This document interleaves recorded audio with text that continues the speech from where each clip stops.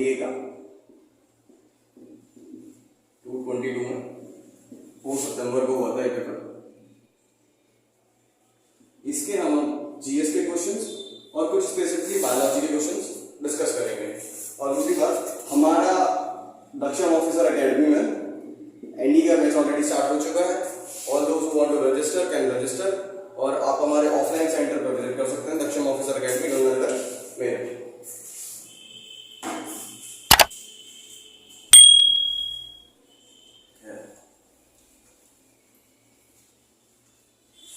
Already हमारे science faculty part B जो होता है जीएस वाला, उस पोर्शन में अपने क्वेश्चन डिस्कस कर चुके हैं।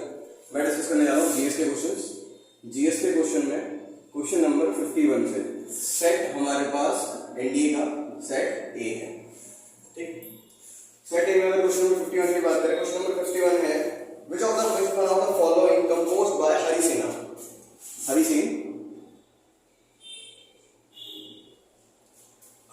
ने इनमें से क्या चीज कंपोज करी थी? बात करें हरिसेन की, हरिसेन एक्चुअली मिनिस्टर था in the court of in the court of Samudragupta के कोर्ट में यह मंत्री था, और इसने लिखा है प्रयाग प्रशस्ति।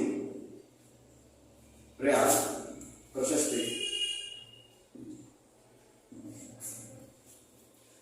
प्रशस्ति ऑफ समुद्रगुप्त।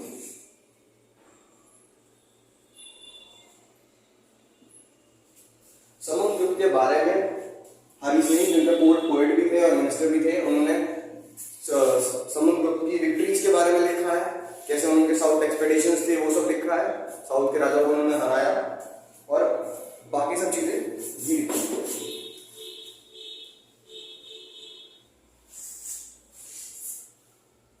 क्वेश्चन नंबर 52 है सीक्वेंस में अरेंज करना है, arrange the following in the sequence of the events. तो इनमें से सबसे पहले कौन था? सबसे 4 ऑप्शन रखे, establishment of planning commission, formation of NDC, planning commission, सबसे पहले रखा है planning commission, formation of NDC that national development council. उसके बाद first 5 year plan by NDC national development council, और आखिर में है तुम्हारा क्या, नेशनल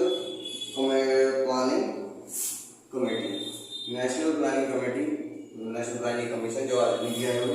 तो इनके सीरीज ऑफ इवेंट्स बताना है, कौन विच one of the following is the correct sequence में इनको अरेंज करना है। सबसे पहले क्या था, सबसे बाद में क्या था? सबसे पहले एस्टैब्लिश हुआ ये नेशनल प्लानिंग कमेटी, उसके बाद एस्टैब्लिशमेंट हुआ प्लानिंग कमीशन का, उसके बाद एस्टैब्लिशमेंट हुआ तुम्हारे पास क्या नाम है, एनडीसी का, और एनडीसी के बाद अप्रूवल हुआ फर्स्ट ईयर 5 ईयर प्लान। सबसे पहले कमेटी बनी, कमेटी के बाद वो कमेटी कमीशन बनी, उसके बाद एनडीसी बना, उसके बाद फर्स्ट 5 ईयर प्लान बना, first 5 year plan based on agriculture. इसका आंसर है 4123। बात करते हैं क्वेश्चन नंबर 53 की।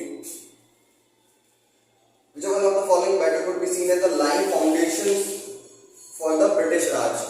ऐसा कौन सा बैटल हुआ था जिसने ब्रिटिश राज की नींव रखी थी इंडिया में? तो सभी को पता है 1757 बैटल ऑफ प्लासी का युद्ध। जिसने क्या काम करा? ब्रिटिशर्स को दिया Kuber of India, that is Bengal. Mir Jafar, Mir Qasim वाला किस्सा। उसके बाद हम करते हैं क्वेश्चन नंबर 54। क्वेश्चन नंबर 54 ये कहता है where in South India did the British East India company construct a trading port in 1639। East India company और वो ब्रिटिश ईस्ट इंडिया कंपनी ने 1639 में कहां पे अपनी ट्रेडिंग पोस्ट स्थापित करी? That is one of the most famous Madraspatnam. तो इसका आंसर हो जाएगा आंसर नंबर बी, मद्रासपट्टनम। ठीक, और इसके बारे में पढ़ना इंपॉर्टेंट है।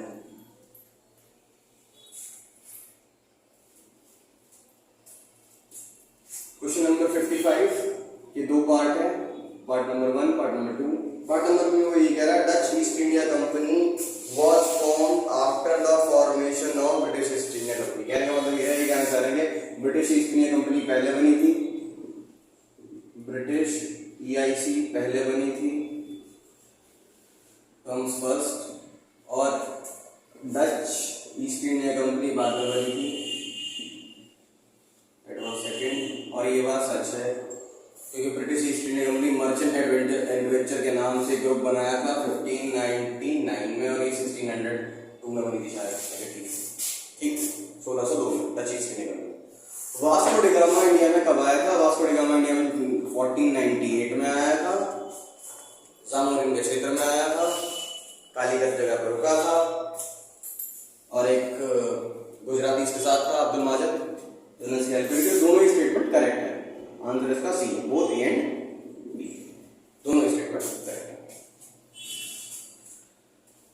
बात करते हैं नेक्स्ट क्वेश्चन की।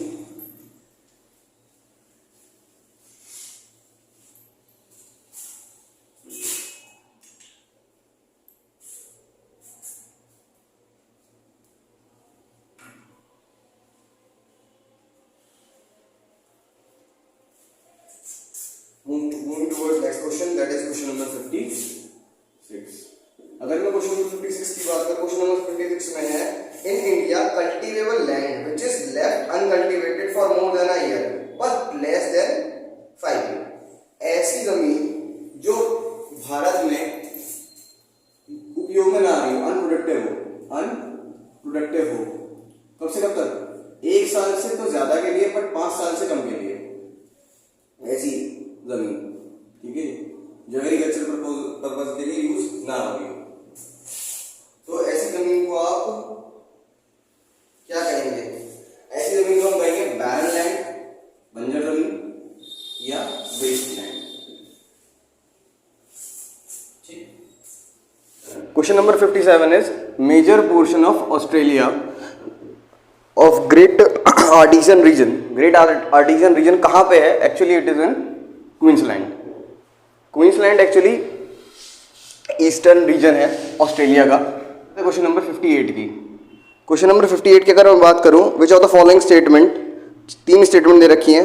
पहला स्टेटमेंट ये है कि इंडिया का लॉन्गेस्ट वाटरवे बाउंड्री है इन द वर्ल्ड, ऐसा नहीं है, नेविगेबल वाटरवे बाउंड्री इंडिया की लॉन्गेस्ट नहीं है। दूसरी बात, India on waterways presently help in total transportation about 25% of the total cargo movement, ऐसा भी नहीं है, 25% तो हमारा कार्गो मूवमेंट नहीं है। तीसरा स्टेटमेंट ये था कि they are total 111 waterways, national waterways हमारे पास है under the act of national waterway act 2016। That statement is correct. हमारे पास अभी एट प्रेजेंट 2016 के एक्ट के अकॉर्डिंग टोटल 111 वाटरवेज है।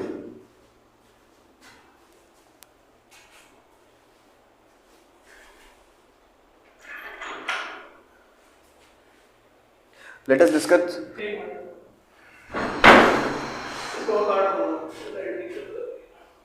चलो सर,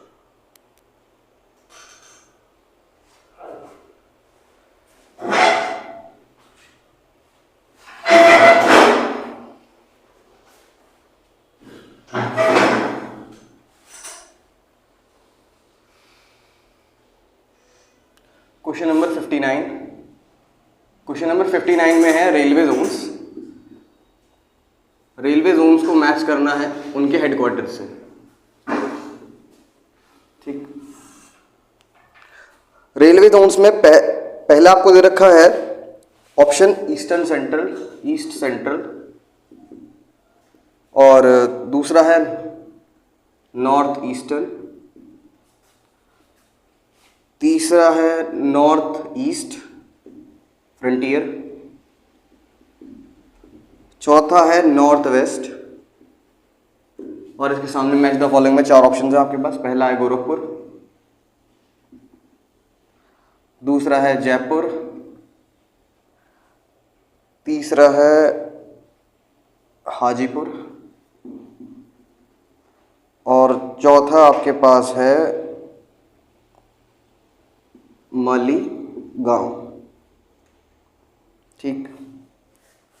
तो आपको जो eastern central, actually total 18 railway zones है टोटल हमारे पास, जो कि बहुत इंपॉर्टेंट है, मोस्टली क्वेश्चन आते रहते हैं रेलवे जोन्स पे। इनके अलग अलग हेडक्वार्टर्स हैं, जैसे सेंट्रल ईस्टर्न सेंट्रल का है हाजीपुर, और नॉर्थ वेस्टर्न का है फेमस जयपुर। तो इसी से आपको आंसर मिल रहा था direct option B, that is the correct answer. और आपके पास ये वाला नॉर्थ ईस्टर्न का है गोरखपुर, बहुत फेमस, नॉर्थ ईस्ट फ्रंटियर का मालेगांव। ठीक,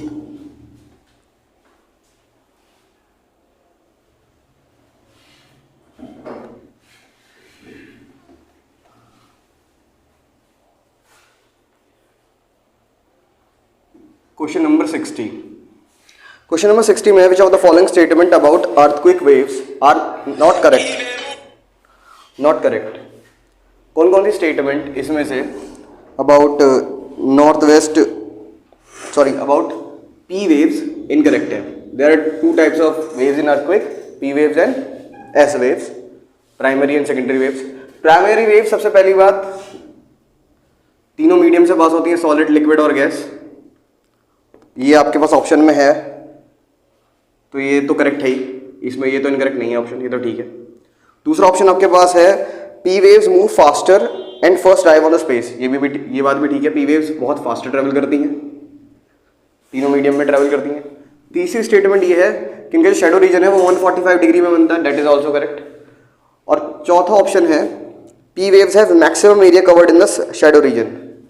P waves का मैक्सिमम एरिया शेडो रीजन में होता है, ऐसा नहीं।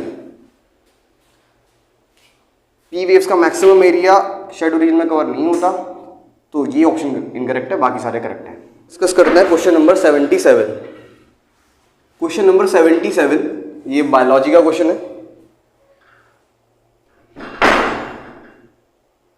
क्वेश्चन नंबर 77 है the digestion of fat in human intestine.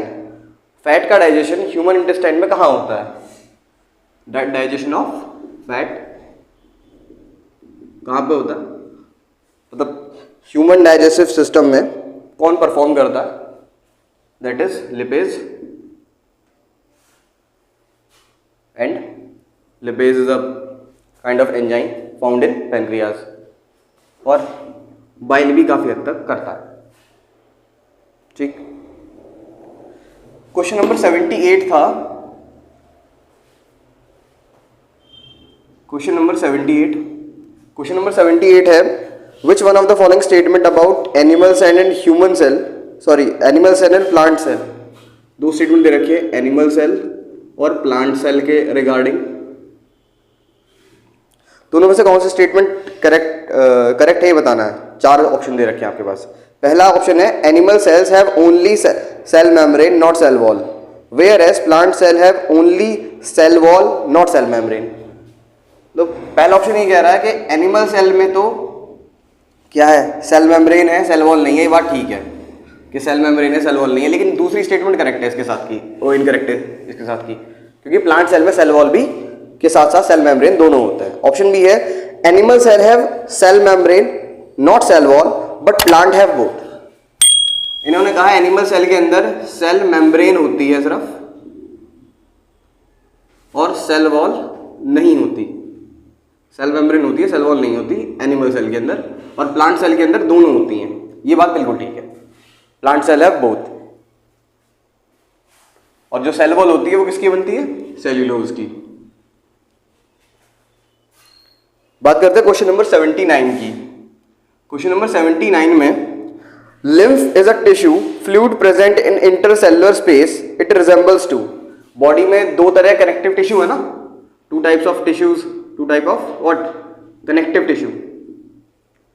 Connective tissue कौन कौन से हैं? दो टाइप के कनेक्टिव टिश्यू हमारे पास, वैसे तो बहुत सारे हैं, बोन, कार्टिलेज, लेकिन लिक्विड्स में दे आर ब्लड और लिम्फ। ब्लड के अंदर होती है हमारी आरबीसी, डब्ल्यूबीसी, प्लेटलेट्स और प्लाज्मा। और यही प्लाज्मा, इसी का मैक्सिमम प्रोटीन वाला जो पार्ट होता है वो मूव कर जाता है टूवर्ड्स मसल्स, जिसको हम लिम्फ बोलते हैं। और इसी सिस्टम को लिम्फेटिक सिस्टम बोला जाता है। तो इन्होंने क्वेश्चन में ये पूछा था लिम्फ टिश्यू में सबसे ज्यादा पाए जाने वाला लिक्विड किससे रिजेंबल करता है, तो actually lymph is resemble with plasma, lymph plasma से रिजेंबल करता है। नंबर 80, क्वेश्चन नंबर 80 में इन्होंने कहा the break down of glucose into cytoplasm, जब साइटोप्लाज्म में ग्लूकोज का ब्रेकडाउन होता है, कहां पे, साइटोप्लाज्म में, सेल के अंदर, तो वो किस में टूटता है, वो टूटता है किसमें, पायरोवेट में। ये 6 मॉलिक्यूल्स होते हैं कार्बन के, ये 3 मॉलिक्यूल्स होते हैं कार्बन के, तो एक्चुअली एक ग्लूकोज से 2 पायरोवेट बनते हैं, ठीक। और उसके बाद अगर ऑक्सीजन की प्रेजेंस है तो आपके पास क्या मिलेगा, H2O, CO2 और एनर्जी मिलेगी। अगर ऑक्सीजन की लैक है तो आपके पास लैक्टिक एसिड मिलेगा, साथ ही साथ एनर्जी भी मिलेगी, CO2 भी मिलेगा। और अगर ऑक्सीजन बिल्कुल एब्सेंट है, नॉट प्रेजेंट एट ऑल, तब आपको मिलती है अल्कोहल या फिर इथेनॉल, और इथेनॉल प्लस एनर्जी, सबसे ज्यादा एनर्जी ऑक्सीजन के साथ मिलती है। तो एक्चुअली जब ग्लूकोज तोड़ा तो हमें 2 चीजें मेन मिली, एक तो पायरोवेट मिला, दूसरी मिली एनर्जी। तो आंसर है इस बात का कि जब आप ग्लूकोज के मॉलिक्यूल को तोड़ोगे तो पायरोवेट मिलेगा और एनर्जी मिलेगी, ठीक।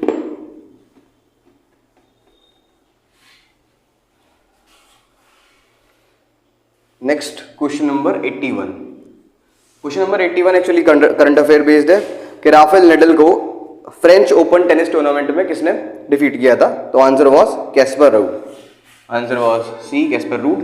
क्वेश्चन नंबर 82, क्वेश्चन नंबर 82 में है e Sanjeevani portal, e Sanjeevani the free telemedicine service of government of India was recently integrated with, जो ई संजीवनी पोर्टल है वो किस चीज के साथ, ये न्यूज में भी था कोविड के टाइम पे, तो एक्चुअली ये Ayushman Bharat digital mission, Ayushman Bharat mission के साथ इंटीग्रेट कर दिया गया है, दुनिया का सबसे बड़ा हेल्थ मिशन है, उसके साथ इसको इंटीग्रेट कर दिया गया है। क्वेश्चन नंबर 83, क्वेश्चन नंबर 83 ये कह रहा है which of the following statement about Shreshta scheme launch by government of India is correct. Shreshta एक स्कीम थी जो गवर्नमेंट ऑफ इंडिया ने लॉन्च की थी, इसके अंदर क्या था, 2 स्टेटमेंट दे रखी हैं आपको। पहला स्टेटमेंट ये कहता है this scheme is a residential education for students in high school in targeted areas. जितने भी आपके टारगेटेड एरियाज हैं उनके अंदर रेजिडेंशियल, यानी कि बच्चों को हॉस्टल वगैरह फैसिलिटी देके रेजिडेंशियल लेवल पे एजुकेशन दी जाएगी फॉर हाई स्कूल।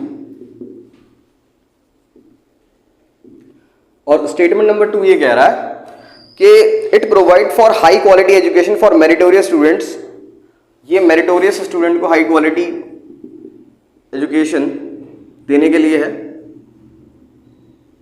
और साथ ही साथ एक्चुअल में ये for poor schedule caste students, for poor schedule caste students के लिए भी है। तो ये दोनों ही स्टेटमेंट करेक्ट है, ये स्कीम इसीलिए लॉन्च की गई थी, बोथ आर ट्रू।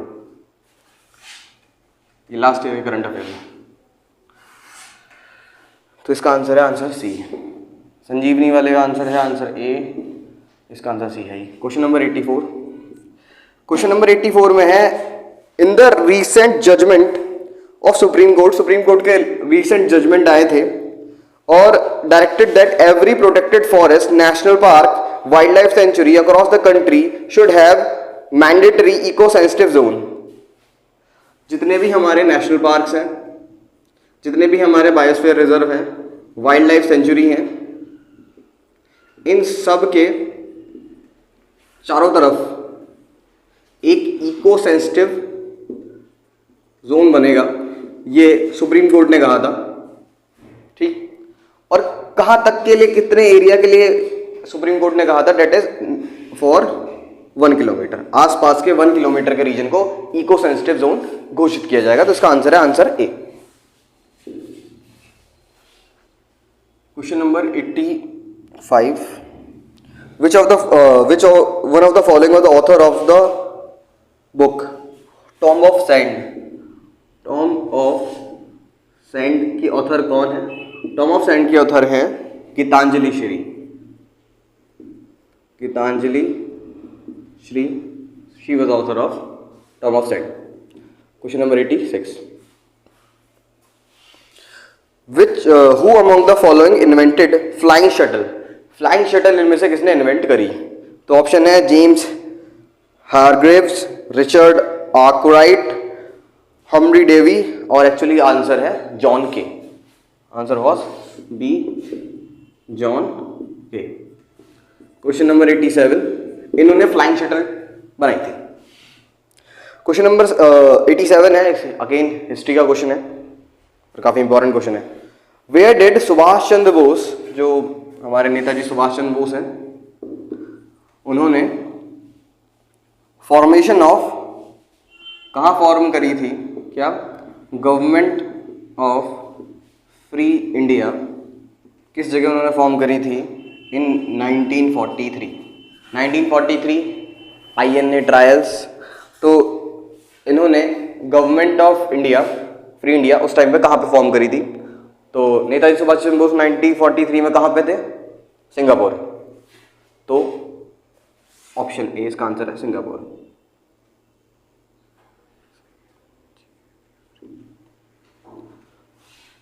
सिंगापुर में इन्होंने क्या government of free India form करी थी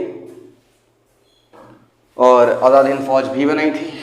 तो सबसे पहले जापानीज की हेल्प से, खैर वो टॉपिक बाद में डिस्कस करेंगे। क्वेश्चन नंबर 89, क्वेश्चन नंबर 89 ये कह रहा है consider the following historical events, और इन्हें क्रोनोलॉजिकल ऑर्डर में लगाना है, कौन सा इवेंट पहले हुआ, कौन सा इवेंट बाद में हुआ। तो चार ऑप्शन मैं आपको बताता हूँ।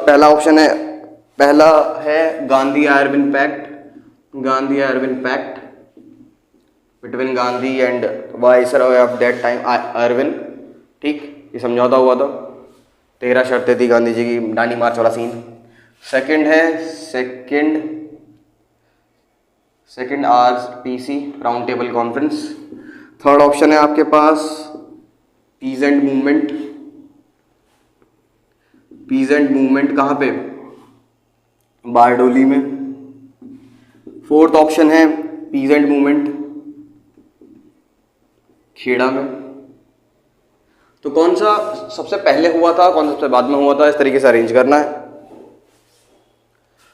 तो क्या क्या हुआ? सबसे पहले खेड़ा का सत्याग्रह, फिर बारडोली का सत्याग्रह, ये फर्स्ट पे, फिर ये सेकंड पे, फिर थर्ड पे गांधी आयरविन पैक्ट हुआ था, और at the end second round table conference हुई थी इसके बाद। तो सीक्वेंस वाज 4 3 1 2 3 1 2। ठीक, moving towards next question, question number 90।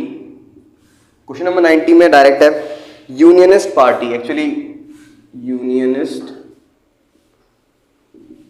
Party,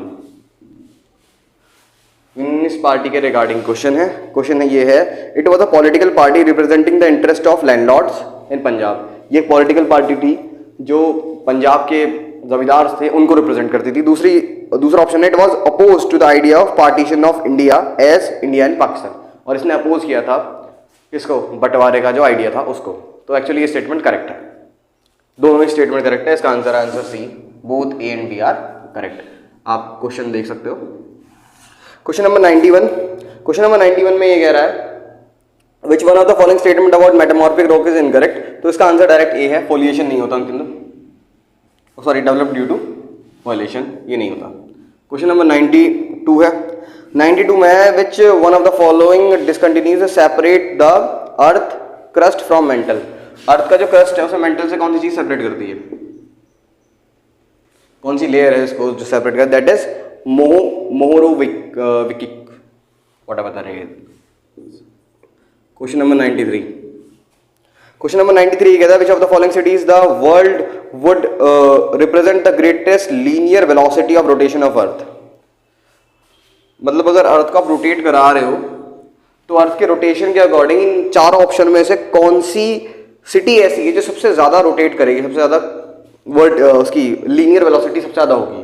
पहला ऑप्शन है आपके पास Kampala Uganda, Uganda near about equator के पास ही है, तो इसको हम यहाँ पे लगा लेते हैं। दूसरा है सेंट पीटर्सबर्ग रशिया, वो यहाँ पे है।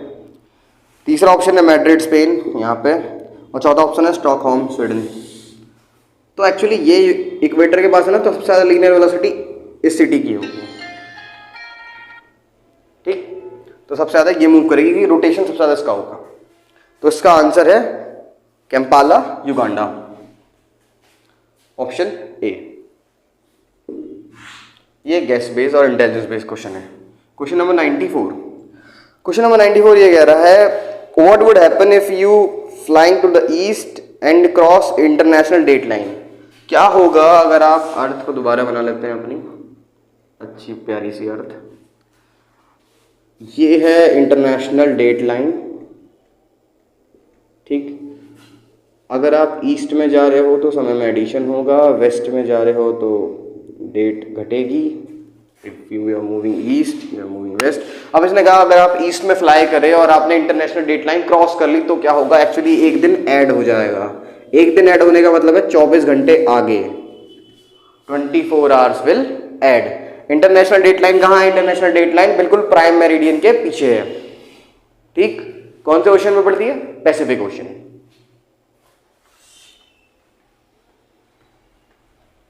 तो दिन में आपके पास 24 घंटे ऐड हो जाएंगे। Question number 95। अब जितने भी ज्योग्राफी के क्वेश्चन पूछे मोस्टली फैक्ट बेस्ड और इंटेलिजेंस बेस्ड पूछे हैं। आपकी गेस पावर काम करनी चाहिए, आपको मैप ऑफ इंडिया पता होना चाहिए, मैप ऑफ वर्ल्ड पता होना चाहिए, कौन सी लोकेशन कहाँ पे है, कौन से लैटिट्यूड कौन से एल्टीट्यूड पे क्या क्या चीजें पड़ रही हैं, प्राइम मेरिडियन से कौन सी कंट्रीज पास होती हैं, tropic of cancer, tropic of capricorn, equator, latitude longitude of every country, at least almost continents का पता होना चाहिए, ठीक। नेक्स्ट क्वेश्चन है question number 25। Prime meridian do not pass through which of the following country. Prime meridian, इसके खैर mnemonics मिल जाएंगे आपको जब हम बाकी कभी डिटेल वीडियो डिस्कस करेंगे। प्राइम मेरिडियन कहाँ से पास हो रही है ये पूछा है। प्राइम मेरिडियन 4 कंट्री के ऑप्शन दे रहे हैं, कहाँ से नहीं पास हो रही है, कहाँ से नहीं पास हो रही है। ये नॉट कई बार भूल जाता है। पहला है अल्जीरिया, माले, घाना। अल्जीरिया से भी पास हो रही है, माले से भी पास हो रही है और घाना से भी पास हो रही है। एक ही कंट्री बचती है मोरक्को। मोरक्को से प्राइम मेरिडियन पास नहीं हो रही है, ठीक।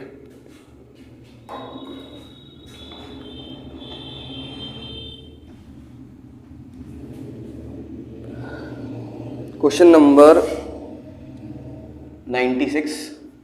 क्वेश्चन नंबर 96 ये कह रहा है versing together the puzzle of geological time to create and analyse historical map of the earth. Earth का जो हिस्टोरिकल मैप है उसको अगर हम देखें कि यार कैसे बनी है उसकी फॉर्मेशन, पहले कॉन्टिनेंट पेनिजिया, फिर गोंडवाना लैंड, ये अलग अलग हुई। ये थ्योरी हम किस सब्जेक्ट में पढ़ते हैं? तो अर्थ के बारे में जब डिस्कस करते हैं that is in palaeo geomorphology.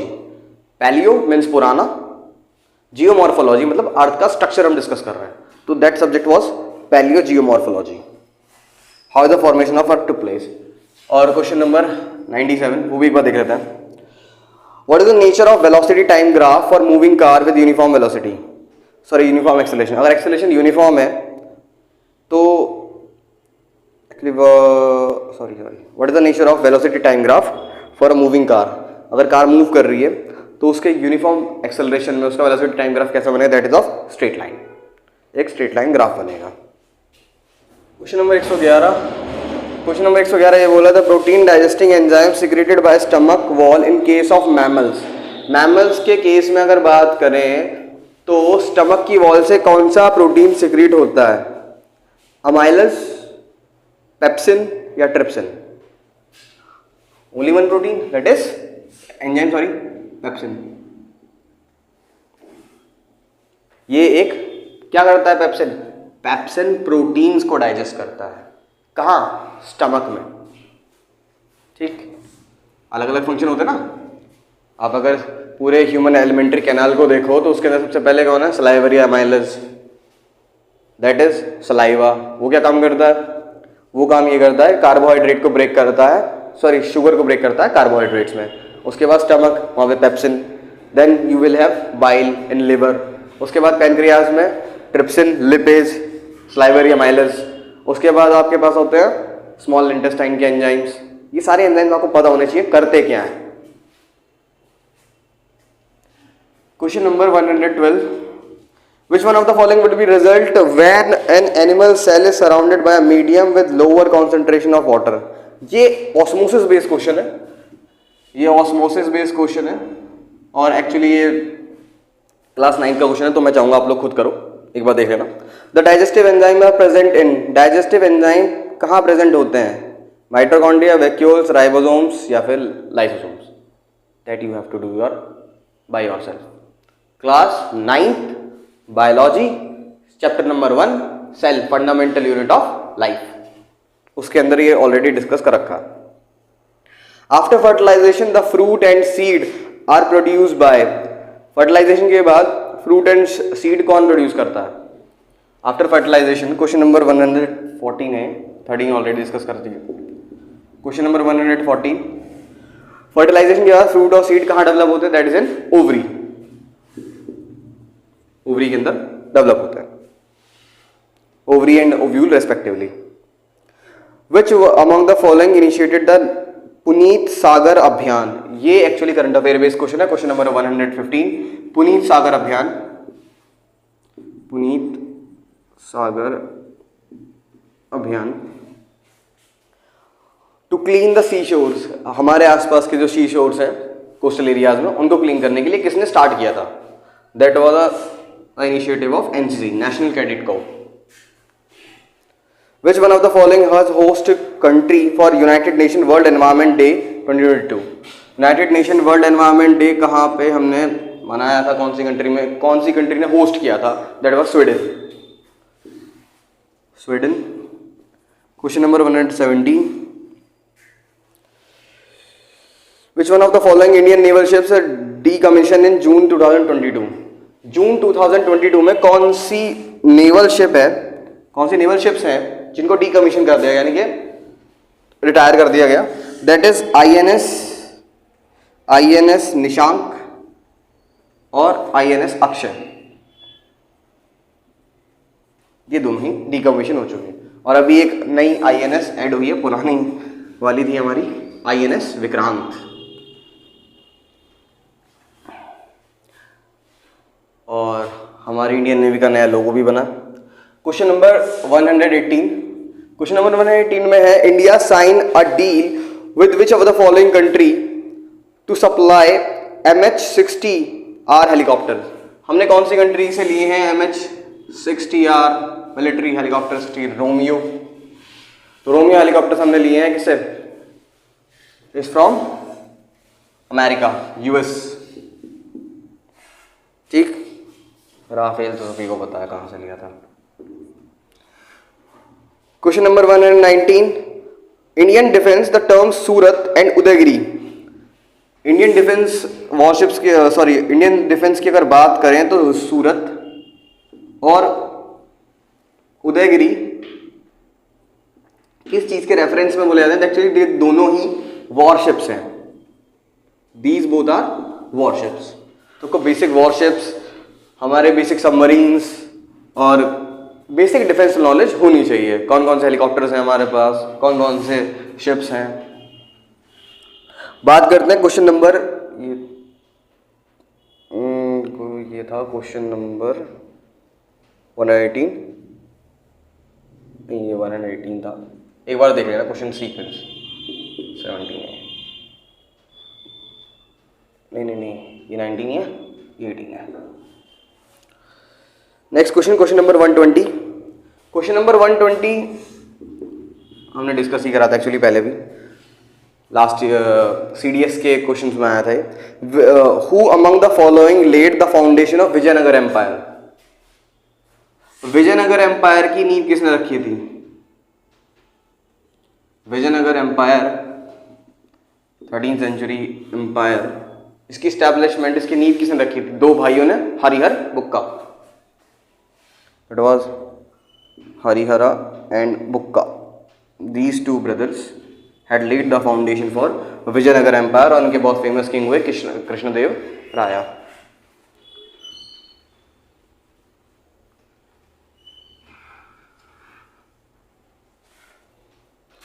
Let us discuss next question. Question number 121.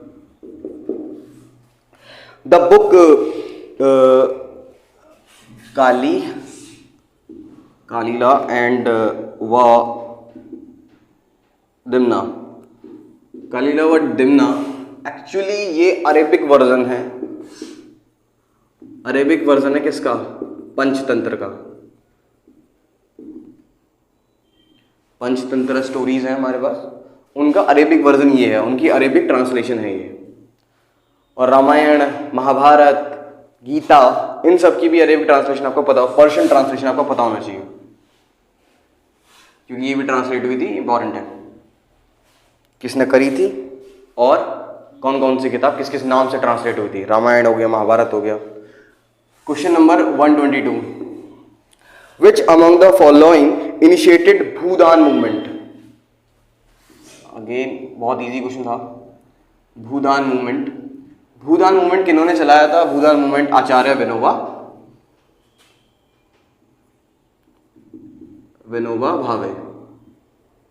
आचार्य विनोबा भावे ने भूदान मूवमेंट चलाया था. ठीक. He was one of the followers of Mahatma Gandhi, और इन्होंने एक बहुत फेमस किताब भी लिखी है, पैगाम इस्लाम, इस्लाम का पैगाम, इन्होंने लिखी है. You must read that book. Question number 123. Question number 123 ये कह रहा है which one of the following river in India was not crossed by Alexander. Alexander ने कौन सी रिवर क्रॉस नहीं करी थी? तो इसका आंसर है battle of Hydrus pass. Hydrus pass ने क्रॉस नहीं करी थी. नेक्स्ट क्वेश्चन है क्वेश्चन नंबर 124. क्वेश्चन नंबर 124 ये है कि which of the following has described the medieval Indian postal system as two kinds, horse post and foot post. यानी कि उलूक और dawa. Uluq, post by horse, horse के थ्रू पोस्ट भेज जाना, और पोस्ट बाय फुट, चल के जाना, दैट इज दावा. तो ये हमें किससे पता चला कि दो तरह के पोस्ट होते हैं इंडियन मिडेवल सिस्टम में? तो एक्चुअली एक बंदा आया था, एक फॉरेन ट्रेवलर आया था during the time of Muhammad bin Tughlaq, the fullest king of India, that was Ibn Battuta. उसने किताब लिखी थी रहला. उसके अंदर ये लिखा था कि दो तरीके से इंडिया में पोस्ट भेजी जाती है राजाओं की.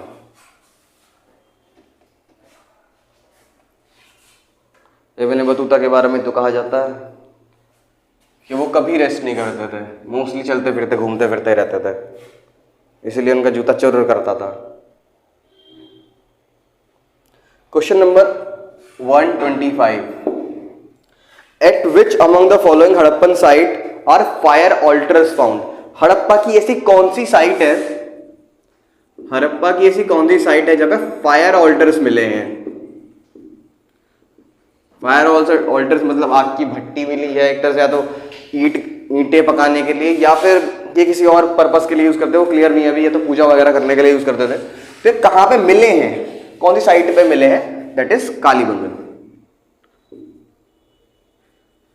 कालीबंगन में हमें फायर ऑल्टर्स मिले हैं. क्वेश्चन नंबर 126 डायरेक्ट है, दैट इज क्या नाम है इसका, कम्यूटेशन ऑफ डेंसिटी.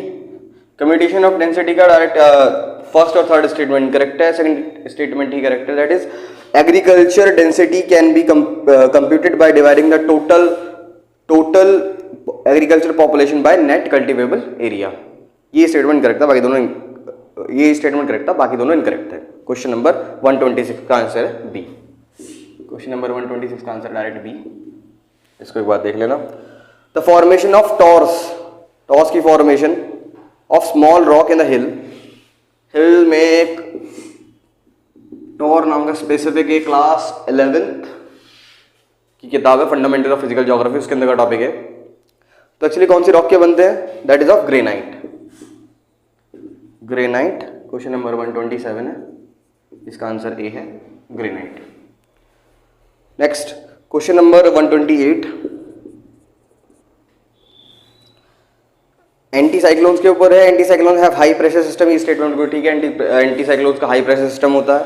बाकी दोनों स्टेटमेंट इनकरेक्ट है, आंसर है ये. क्वेश्चन नंबर 129 जो कि आपके पास अर्थ क्रस्ट से रिलेटेड है. Earth crust is brittle in nature. Yes, earth crust is brittle in nature. और दूसरी बात, the mean thickness of oceanic crust is 15 kilometre whereas the continental crust is about 30 kilometre. तो उस statement में एक बार देख लेना, करेक्शन है शायद। और आपके पास है क्वेश्चन नंबर 130 नेक्स्ट।